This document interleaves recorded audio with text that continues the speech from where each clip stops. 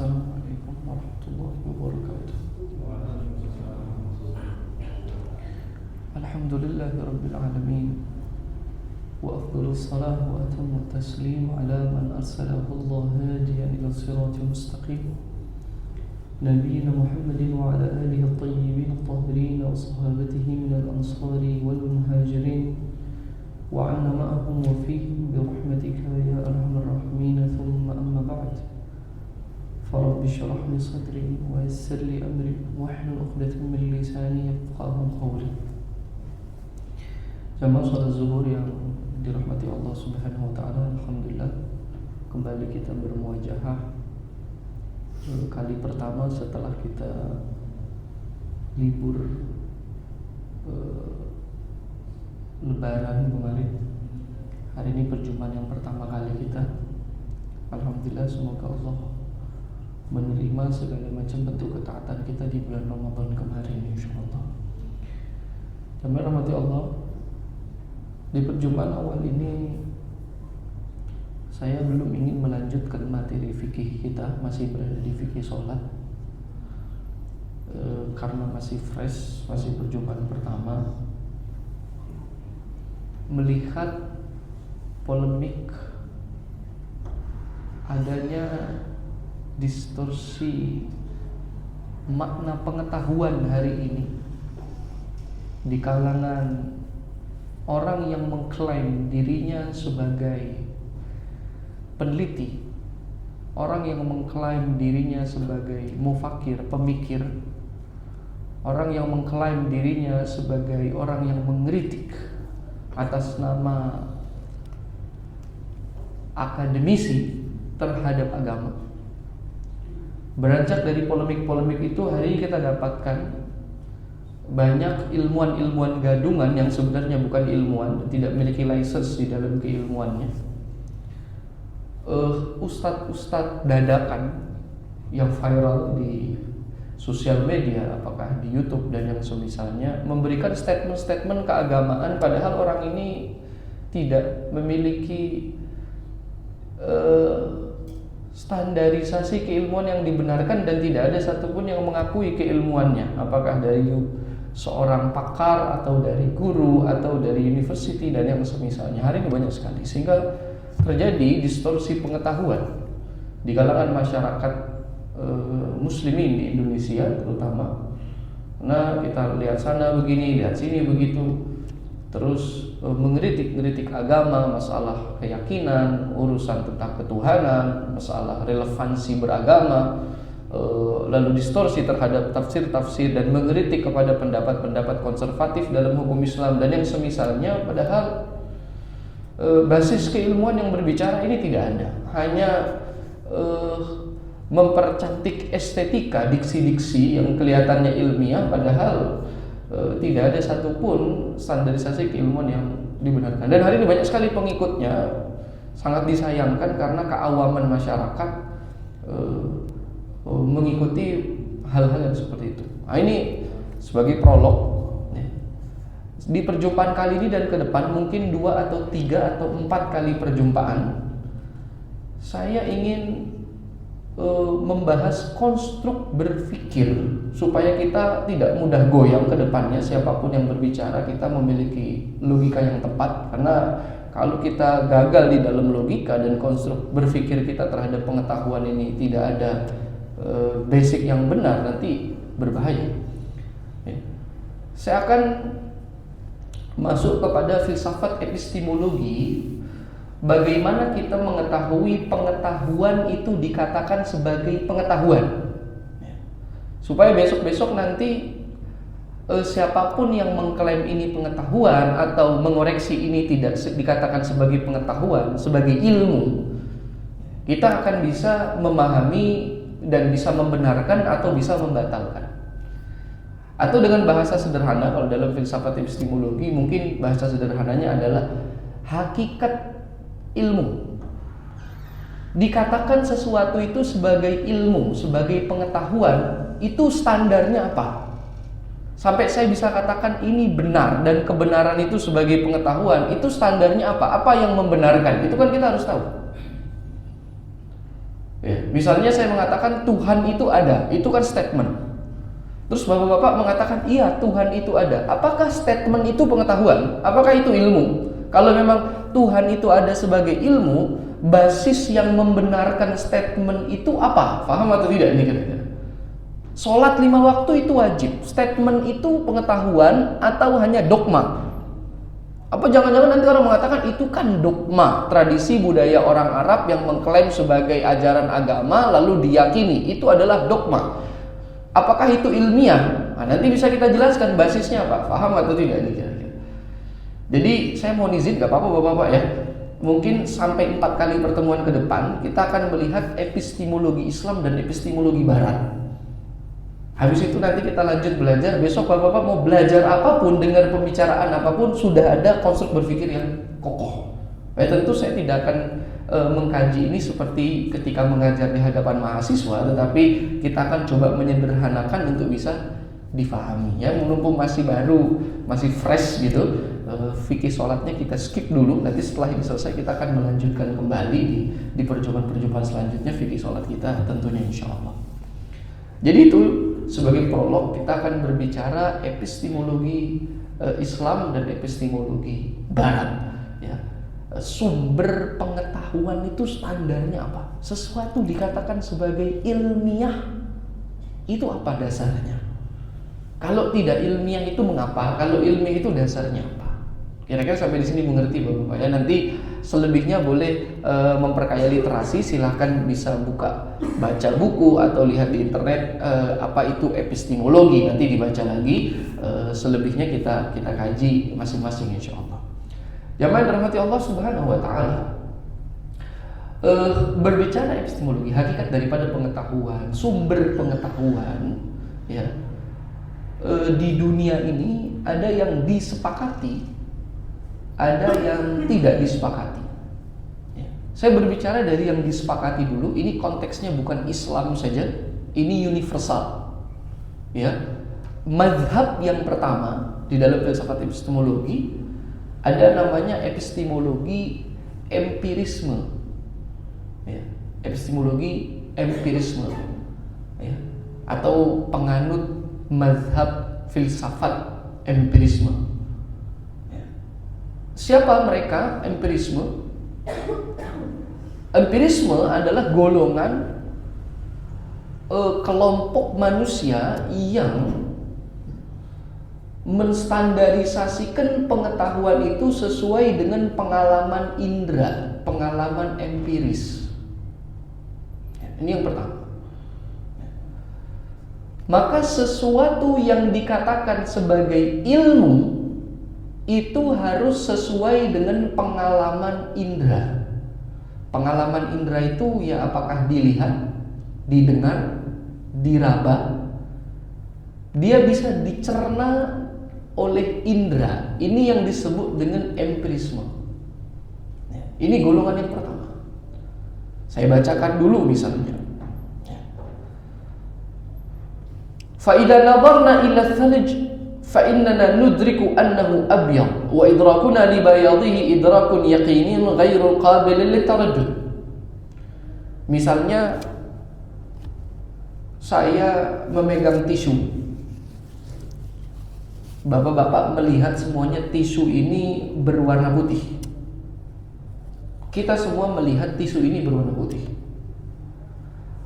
Persepsi kita terhadap tisu ini berwarna putih itu tidak akan goyang, tidak ada keraguannya. Semuanya akan mengatakan tisu ini berwarna putih.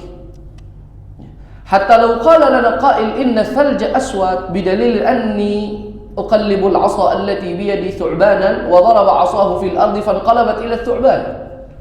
Walaupun misalnya saya mengatakan gini, bahwa Pak ini tisu warnanya hitam. Lalu saya mengatakan, loh ini warnanya hitam. Bapak bilang tidak, ini warnanya putih. Terus saya bilang tidak, ini warnanya hitam. Karena saya bisa terbang, misalnya gitu Pak. Terus saya terbang. Selesai saya terbang, Bapak-bapak akan mengatakan, wah orang ini hebat bisa terbang. Tetapi tidak akan merubah persepsi Bapak-bapak, tisu ini tetap berwarna putih. Saya tidak akan bisa menggoyangkan persepsi Bapak-bapak terhadap tisu ini berwarna putih. Walaupun saya bisa terbang, walaupun tiba-tiba saya menghilang. Setelah saya menghilang, saya muncul lagi. Terus saya katakan, tisu ini warna hitam. Bapak-bapak hanya mengatakan, Anda hebat bisa menghilang, tapi tetap tisu ini berwarna putih. Kenapa?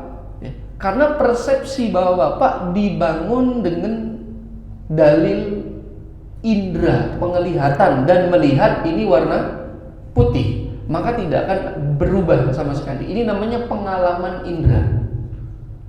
Paham atau tidak ini kira-kira? Ya.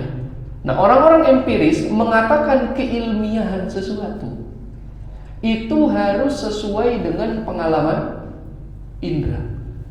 Tisu ini berwarna putih. Statement ini disebut dengan ilmu atau pengetahuan. Jelas atau tidak ini kira-kira? Ini namanya pengetahuan bagi kelompok empirisme. Statement bahwa tisu ini berwarna putih, ini adalah statement yang ilmiah. Kenapa ilmiah? Karena dibangun dengan argumen. Argumennya adalah pengalaman indera, yaitu penglihatan dengan mata kepala secara langsung. Faham atau tidak ini kira-kira? Maka ketika saya mengatakan tisu ini berwarna putih, statement ini namanya statement ilmiah secara empiris. Karena terbukti dengan mata kepala yang melihat bahwa tisu ini berwarna putih. Jelas atau tidak ini kira-kira? Maka definisi pengetahuan menurut orang-orang empirisme adalah, ini definisinya ya. Jadi kalau mau tanya apa itu ilmu, menurut orang-orang empirisme, ilmu itu adalah al-idrakul jazim al-mutabiqu lil waqi'i an-dalil, yaitu pengetahuan yang pasti, persepsi terhadap sesuatu yang pasti, yang sesuai dengan faktanya dan dibuktikan dengan dalil. Dalilnya adalah pengalaman indera, apakah melihat, mendengar, dan yang semisalnya. Jelas atau tidak ini kira-kira? Sebab itu nanti orang-orang empiris kalau ditanya Tuhan itu ada atau tidak, mereka akan mengatakan Tuhan itu tidak ada. Karena standar ilmu oleh kelompok empirisme harus berdasarkan daripada pengalaman indera. Kalau ditanya Tuhan itu ada, statement itu tidak ilmiah. Karena tidak ada dalil empiris yang membuktikan Tuhan itu ada. Tidak ada dalil indera yang membuktikan Tuhan itu ada. Apakah Anda pernah lihat, pernah mendengar, pernah meraba, pernah mencium, pernah menyentuh? Kalau jawabannya tidak pernah, maka jawabannya berarti tidak ada. Berarti Tuhan menurut orang-orang empirisme itu tidak ada. Jelas atau tidak ini kira-kira? Karena batasan keilmuan mereka harus distandarisasikan dengan pengalaman indera. Bisa dipahami sampai sini kira-kira? Nah, ini yang disebut dengan ilmu. Jadi artinya ilmu itu apa? Ilmu adalah persepsi terhadap sesuatu yang sesuai dengan faktanya, didapatkan dari argumen, dan argumennya adalah pengalaman indera. Itu yang disebut dengan ilmu. Bisa dipahami sampai sini? Ini adalah ilmu menurut orang-orang empiris. Ya. Itu adalah derajat tertinggi, Pak, di dalam pengetahuan empirisme. Ya. Yang kedua, masih berbicara empirisme, ini hierarki pengetahuannya orang-orang empiris. Di bawah ilmu, ya, di bawah ilmu ada yang disebut dengan zon. Namanya zon. Zon itu artinya prasangka kuat. Dia belum sampai kepada ilmu. Namanya prasangka kuat, disebut dengan zon. Kalau dalam ilmu filsafat dia disebut dengan zon. Zon itu artinya prasangka kuat, tapi tidak pasti. Kalau pasti itu ilmu, karena kalau ilmu itu 100% sesuai dengan fakta. Ini putih, ini sudah pasti, bukan prasangka ini putih. Ini sesuai dengan fakta, warnanya putih. Dalilnya apa? Mata saya melihat ini warnanya putih. Itu namanya ilmu. Nah, di bawahnya ilmu ada namanya zon. Zon itu prasangka kuat, disebut dengan zon, prasangka kuat. Apa itu zon? Zon itu ketika kebenaran akan sesuatu belum sesuai dengan fakta, namun indikator menunjukkan hampir kepada fakta. Kalau di prosentase ilmu itu 100%. Kalau zon itu 51 sampai 99%, itu belum disebut ilmu, itu namanya zon. Saya kasih contoh, Pak. Saya sedang berdiri di lapangan yang besar, di tengah gurun. Lalu dari kejauhan saya melihat ada sesuatu. Ya. Saya ke syak dulu lah, nggak usah zon dulu. Di bawahnya zon ada namanya syak. Syak itu 50-50. Saya di gurun, saya melihat dari kejauhan ada sesuatu. Sesuatu yang saya lihat itu ada kemungkinan manusia, ada kemungkinan pohon atau patung gitu. Persepsi saya bahwa itu manusia atau itu patung, ketika belum ada indikator yang memperkuat apakah itu manusia atau itu patung, saya hanya melihat ada sesuatu, diam dari jauh, itu manusia atau itu patung. Persepsi terhadap itu manusia atau itu patung di dalam hierarki pengetahuan ini namanya syak. Namanya syak. Apa itu syak? Ketika persepsi sama kuat, 50-50, 50%, 50%, ambigu antara A atau B. Ini disebut dengan syak. Ada kemungkinan A, ada kemungkinan B. Itu tidak bisa disebut dengan ilmu. Maka ketika kita ragu akan sesuatu dan keraguannya sama kuat antara A dengan B, itu belum bisa dikatakan sebagai ilmu. Itu namanya syak. Kebenarannya nggak bisa dikatakan sebagai pengetahuan, tidak bisa dikatakan sebagai ilmu atau yakin. Contohnya tadi, itu manusia atau itu patung. Dari jauh saya melihat. Ketika saya mendekat, ternyata bergerak, tidak diam. Ketika saya mendekat, ternyata bergerak, tidak diam. Maka ada indikator yang menunjukkan ini manusia. Walaupun belum jelas, tetapi ada indikator, ada dalilnya. Dia bergerak.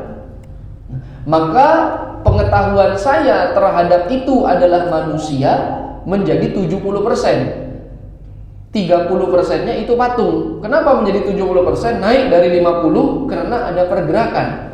Nah, sekarang pengetahuan saya bahwa itu manusia disebut dengan zon tadi, prasangka kuat. Jelas atau tidak ini? Prasangka kuat. Ketika dia bergerak, ada kemungkinan ini manusia. Semakin saya dekat, bentuknya seperti manusia, kemungkinannya lebih besar. Walaupun sampai 99%, itu namanya zon, bukan ilmu. Sehingga kita tidak boleh mengatakan sesuatu sebagai yakin, pasti, pengetahuan ketika itu belum sesuai dengan faktanya.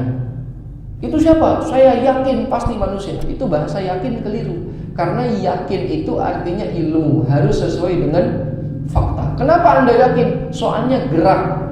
Gerak belum tentu manusia, belum teruji secara empiris. Maka ini namanya zon saya itu adalah manusia. Walaupun 99% kemungkinannya ketika masih ada 1% itu bukan manusia, maka itu belum disebut dengan ilmu, belum disebut dengan yakin, baru disebut sebagai zon.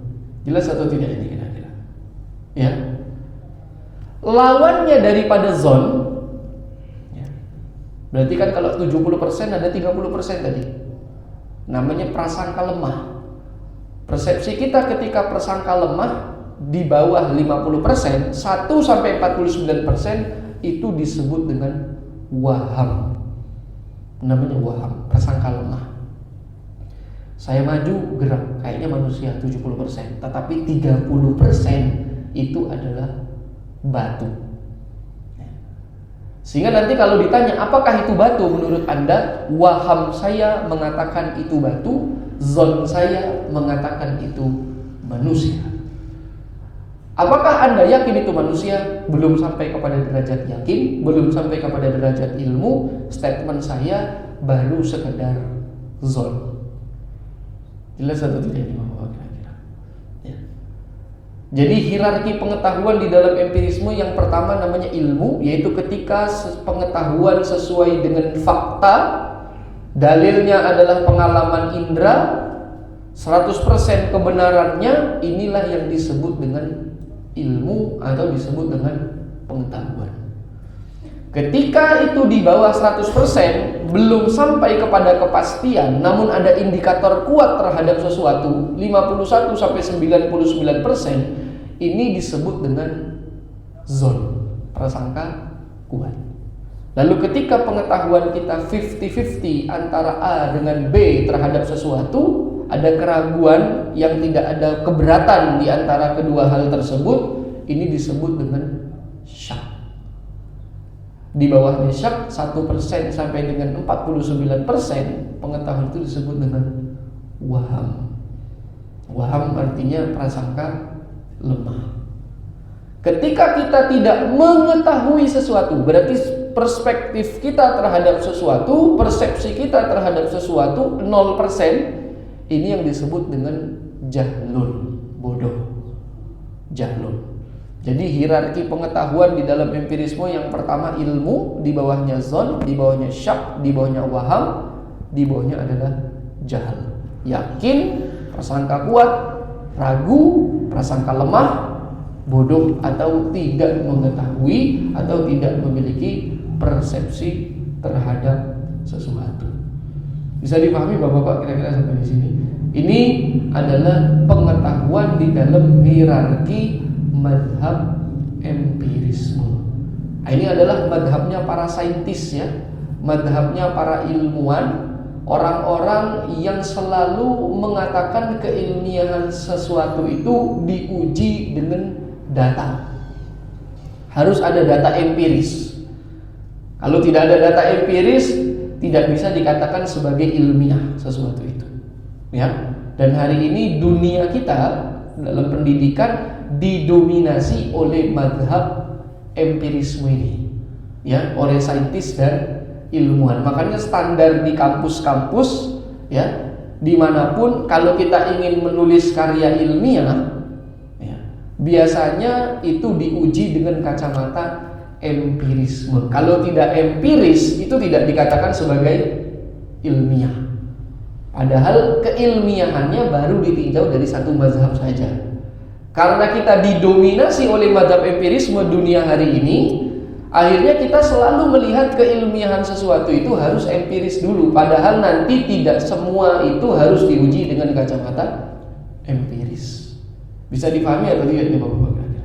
Ya, ini mazhab yang pertama, namanya mazhab empirisme. Nanti tokohnya siapa ada banyak, bisa dibaca sendiri, David Hume dan yang semisalnya, ya. Mereka adalah orang-orang yang tumbuh lahir menjadi antitesa kepada agama-agama. Ya. Dulu ada Galileo yang ingin menghancurkan kekristenan, muncul hermeneutik di dalam mengkritik kekristenan dan yang semisalnya. Begitu juga nanti semua agama-agama yang lain, karena mereka melihat sesuatu yang ilmiah itu harus empiris. Tadi hierarkinya secara sederhana saya sudah jelaskan.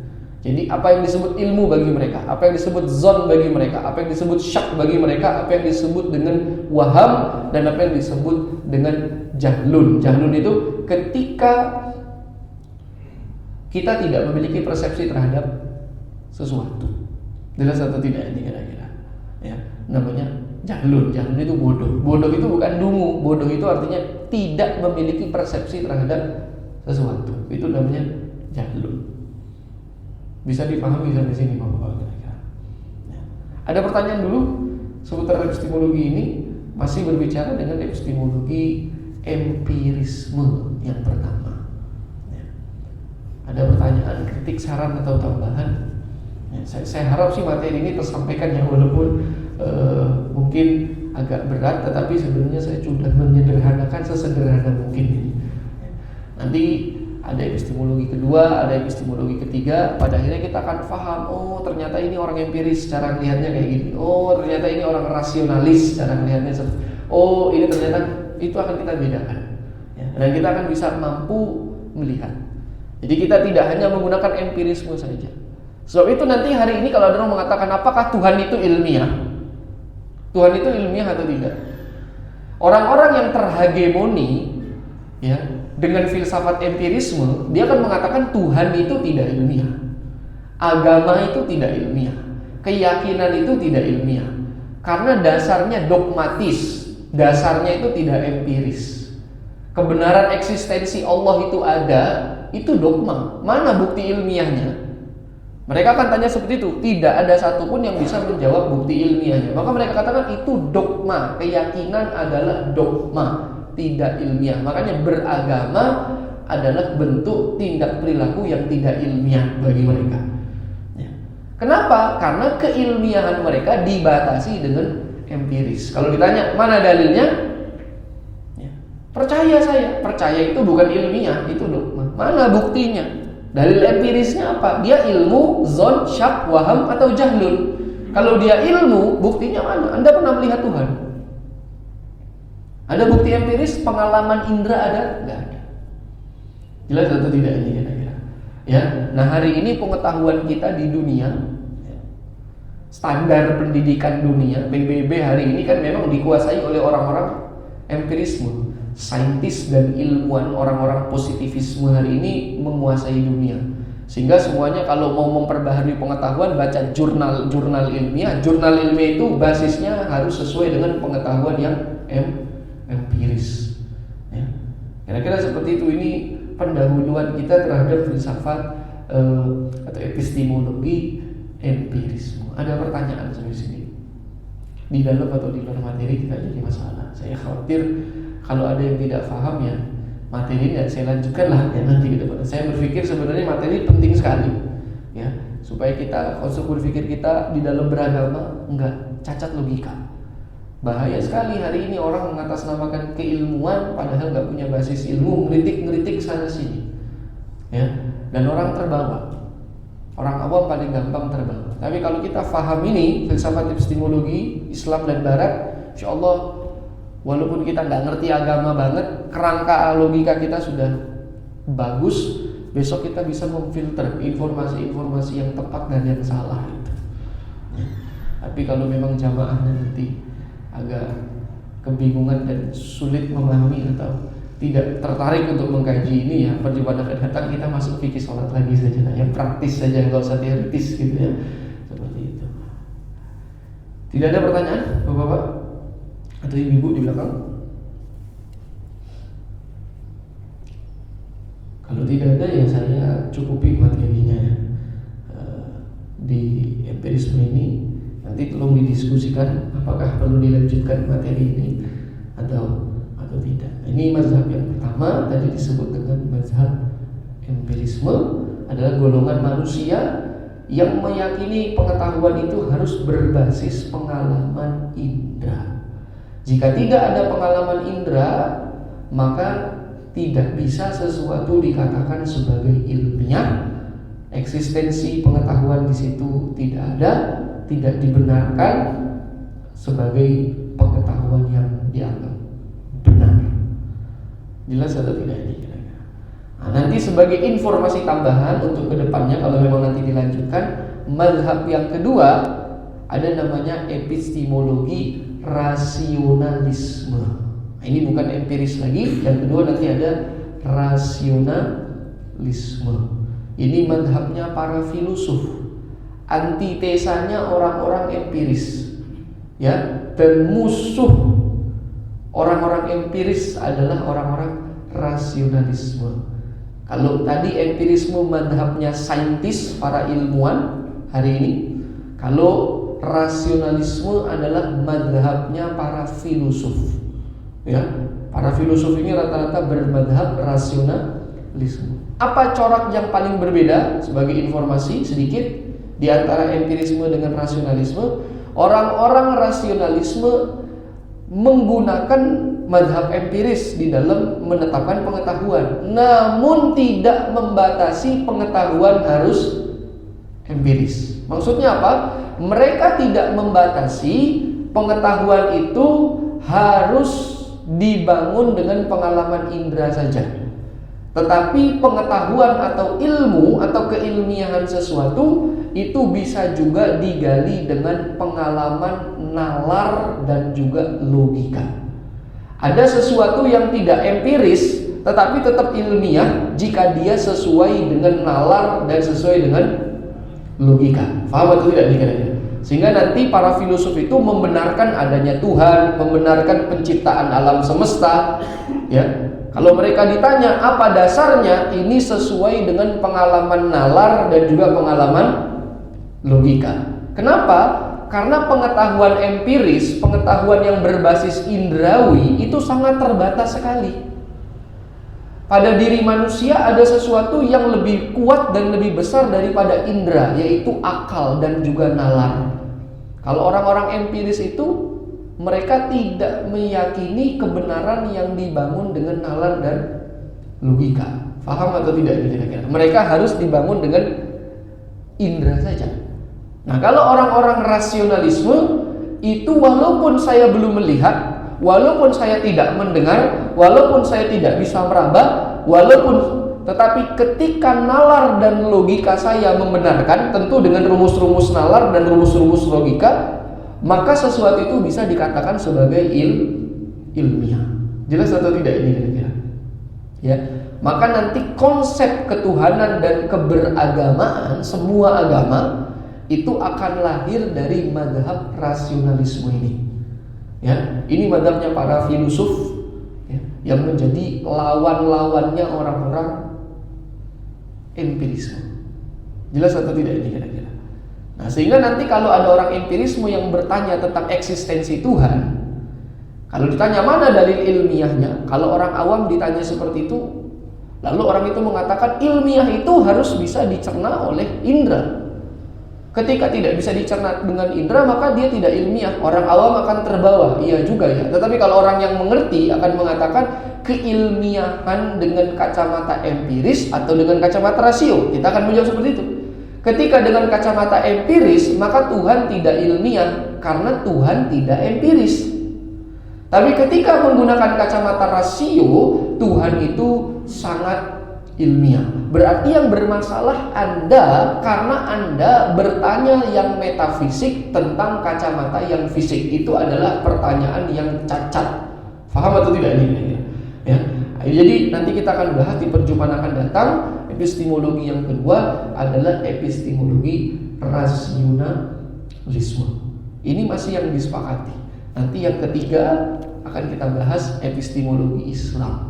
Epistemologi Islam lebih kompleks lagi, lebih sempurna lagi, karena mereka menggunakan empiris juga, menggunakan rasio juga, dan ditambahkan ada sesuatu yang baru nanti yang ditambahkan di dalam ajaran-ajaran agama, terutama ajaran Islam. Insya Allah. Saya rasa ini sebagai pendahuluan kita. Saya persilakan. Saya masih tertarik terkait pemikiran tadi kaum empiris. Yang saya tanyakan yang pertama, kaum empiris ini sebenarnya ada nggak sih zaman dahulu, misalnya zaman sahabat atau setelahnya? Apakah itu pernah dikisahkan? Ada juga teori seperti ini. Dan yang kedua, bolehkah teori empiris ini kita jadikan ujian atau misalkan motivasi ibadah? Misalkan kan contoh ada orang rajin kan akan menambah rezeki contohnya. Terus misalkan kita jadikan motivasi untuk yang lain, tuh lihat misalkan si fulan itu karena memang dia kelihatan rajin ibadah dan rajin sedekah gitu kan, dia rezekinya dipermudah. Itu kan secara empiris ada perbuatan dan ada hasil gitu. Apakah boleh? Iya, terima kasih. Pertama gini, saya langsung ke yang kedua dulu, nanti otomatis yang pertama terjawab. Islam, kan saya belum bahas epistemologi Islam ya. Tadi kita baru mulai dari yang disepakati. Ini epistemologi barat ya, empiris, rasionalis. Islam itu justru mengakomodir semua epistemologi. Sehingga nanti Islam itu empirisme juga. Di dalam Islam nanti epistemologi Islam itu menggunakan empirisme, juga menggunakan rasionalisme, dan ada epistemologi tambahan nantinya. Ya. Sehingga Islam itu tidak pernah bermasalah dengan empirisme, karena Islam mengakomodir empirisme, dia mengakomodir semua. Ya. Yang bermasalah itu adalah orang-orang empirisme, karena hanya membatasi pengetahuan harus sesuai dengan standar empiris. Mereka menolak rasio, itu yang menjadi masalah. Sebab itu nanti kalau Islam, sesuatu yang bisa diuji empiris harus diuji empiris untuk membuktikan kebenarannya. Paham atau tidak ini kira-kira? Ya. Sesuatu yang fisik, yang kebenarannya harus diuji empiris, Islam itu harus menguji empiris. Jelas atau tidak nih kira-kira? Tetapi ketika sesuatu yang metafisik atau yang tidak bisa menggunakan pengalaman indera, Islam tidak menggunakan kacamata empirisme. Nanti ada namanya kacamata rasionalisme. Jadi Islam itu sangat kaya sekali. Dia tidak membatasi satu saja. Jadi kalau orang mengatakan Islam itu hanya menggunakan Al-Quran dan hadis, ya, kebenaran itu harus ditinjau dengan Al-Quran dan hadis, tidak bisa diuji empiris. Siapa bilang Islam itu epistemologi empirisme ada di dalam Islam? Nanti akan saya jelaskan waktu kita bicara epistemologi Islam. Rasionalisme juga ada. Nanti epistemologinya Islam sendiri juga ada tambahan. Yang masalah itu orang-orang empiris. Paham atau tidak? Jelas atau tidak ini maksud saya? Ya, misalnya gini. Saya kasih contoh ya, orang-orang empiris itu problemnya gini. Empirisme itu terbatas sekali. Karena keilmuan sesuatu harus dilihat dari indera, padahal indera itu sangat terbatas. Contoh ya Pak, Bapak-bapak lihat tisu ini, ya saya pegang, sekarang saya taruh di sini tisunya. Terus saya mengeluarkan statement, misalnya anggap aja tisu ini nggak ada ya, bahwa di masjid ini tidak ada sehelai tisu. Statement saya, menurut saya ilmiah. Di masjid ini tidak ada sehelai tisu. Kenapa? Karena saya tidak memiliki fakta yang berdasarkan dari pengalaman indera saya adanya tisu. Karena saya tidak melihat. Padahal bapak-bapak yang sedang melihat ke arah sana, ini ada tisu di belakang saya. Paham atau tidak? Statement saya bahwa tisu tidak ada, dan itu ilmiah statement saya. Kenapa? Karena tidak empiris bagi saya. Di masjid ini tidak ada tisu, tidak empiris. Kenapa? Saya tidak melihat. Padahal pengalaman indera saya terbatas. Bahkan yang di belakang saya tidak bisa lihat. Paham atau tidak kira-kira? Tapi bapak-bapak melihat bahwa orang ada kok tisu. Jelas atau tidak ini kira-kira? Bisa dipahami sampai di sini kira-kira. Sekarang tisu itu saya ambil, perhatikan baik-baik ya. Saya masukkan ke dalam karpet yang jarang dibuka sama orang. Oke. Terus 1 jam kemudian kita masuk kembali, orang yang baru anggap saja. Terus saya katakan gini, kita orang baru masuk 1 jam kemudian. Tidak ada tisu di masjid ini. Tidak ada tisu di masjid ini. Ya. Ilmu, karena empiris, saya sudah keliling. Bapak-bapak semua juga melihat tidak ada sehelai tisu di masjid ini. Menurut orang-orang empirisme, kalau ada yang mengatakan ada tisu, ada kemungkinan tisu di masjid ini, ya, itu bagi mereka itu tidak ilmiah. Kenapa? Karena tidak ada data empiris. Paham atau tidak ini kira-kira? Tetapi ketika masuk orang-orang rasionalis akan mengatakan ada kemungkinan ada tisu di masjid ini. Karena menurut nalar dan logika masih banyak kemungkinan, walaupun tidak sesuai dengan data empiris. Boleh jadi tertanam di bawah karpet, mungkin di bawah mimbar pernah terselip. Paham atau tidak kira-kira? Mungkin ada di atas plafon dan yang semisalnya. Jadi kemungkinan yang masih bisa ditelaah dengan nalar dan logika, orang-orang empirisme itu langsung ditutup sama mereka. Mereka mengatakan itu tidak ilmiah. Padahal masih bisa dilihat dengan logika dan nalar. Jadi contohnya seperti Tuhan itu ada, mereka langsung tutup rapat-rapat. Orang-orang ateis itu rata-rata orang empiris. Mereka katakan tidak ada Tuhan, nggak bisa dilihat. Tidak ada bukti empiris. Jelas atau tidak dikatakan. Tapi itu akan terbantahkan dengan sendirinya. Ya. Hari ini Pak, orang-orang yang paling empiris mulai banyak bertobat. Ya. Karena basis keilmuan mereka, kalau bapak-bapak yang mengkaji itu ya, ada fisika kuantum. Ya, Albert Einstein itu belakangan menemukan fisika kuantum, dan fisika kuantum itu pada akhirnya nanti materi yang diuji itu tidak empiris. Paham atau tidak? Itu tidak empiris. Sehingga kebenaran itu lama-lama akhirnya tidak harus berujung kepada yang empiris. Jadi mereka sendiri sudah mulai bingung gitu. Hari ini kalau ada orang Islam cuman belajar 2 jam, 3 jam, terus tiba-tiba mau ngikutin mereka yang pakarnya saja sudah mau meninggalkan empiris, mau apa tuh kan? Terus kita malu-maluin saja mau meninggalkan agama mengatasnamakan empiris. Jadi kalau ditanya, empiris itu bagian dari Islam, tetapi Islam tidak membatasi pengetahuan dengan empiris. Orang-orang empiris lah yang bermasalah karena mereka membatasi diri mereka dengan pengetahuan empiris saja. Jadi kalau ditanya zaman sahabat ada, itu sudah ada dari zaman dulu, tetapi mereka tidak membatasi karena pengetahuan ada yang basisnya rasio dan nalar. Jelas atau tidak ini kira-kira? Gitu ya? Terjawab pertanyaannya? Jadi boleh ya kalau memang Sangat boleh, bahkan dianjurkan. Jelas atau tidak ini kira-kira? Ya, seperti itu. Ada pertanyaan lain? Tidak ada pertanyaan? Mudah-mudahan karena paham ya ini ya, insya Allah ya.